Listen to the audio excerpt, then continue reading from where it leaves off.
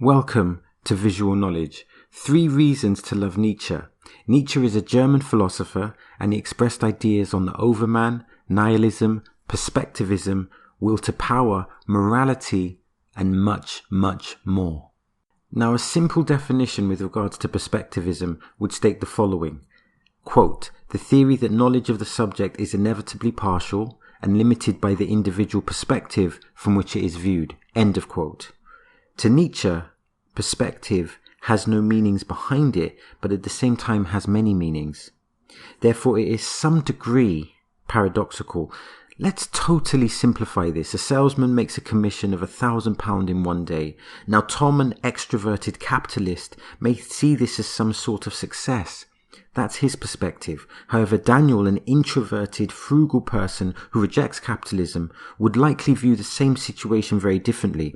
Both contrasting interpretations are based on their individual perspectives. To go further, this can be driven by family, society, culture, and of course the individual. To emphasize the point and slightly divert the context, when Sally looked in the sky, she saw a UFO. From her perspective, this was a creation of extraterrestrial proportions. However, Jack sees an advertising plane.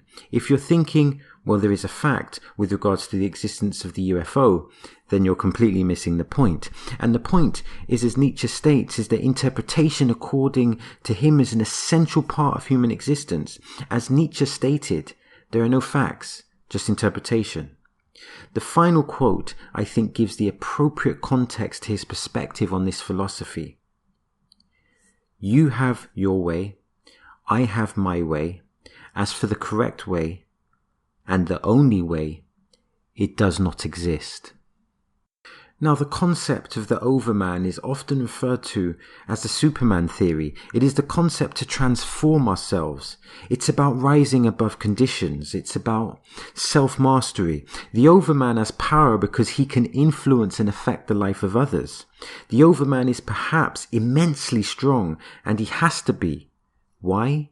Because he is willing to sacrifice it all for the sake of humanity. This may be a metaphor for Nietzsche's life, who lived in pain and at times total isolation, but this was the template where he gifted humanity with his philosophical insights.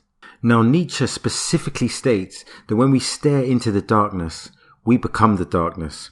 The preface is that the darkness comes after battling the monster. But what is the monster? This clearly has a subjective meaning. A monster can be an individual, it can be a group, it can be an institution, etc.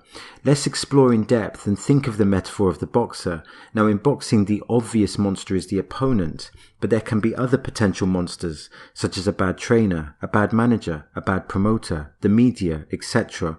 All these professionals and entities can be potential monsters to the boxer himself. Now, let's totally simplify the next example.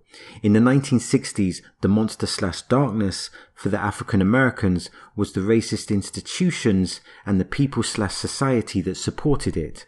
Now, in fighting these monsters, we must not become the thing that we are fighting. Case in point, you fight racism, but if you become racist in that process, you become the darkness that you are opposing.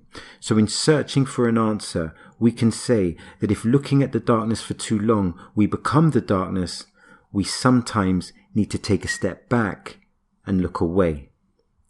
Now, I hope you've enjoyed this. Subscribe, like, and share with Facebook friends.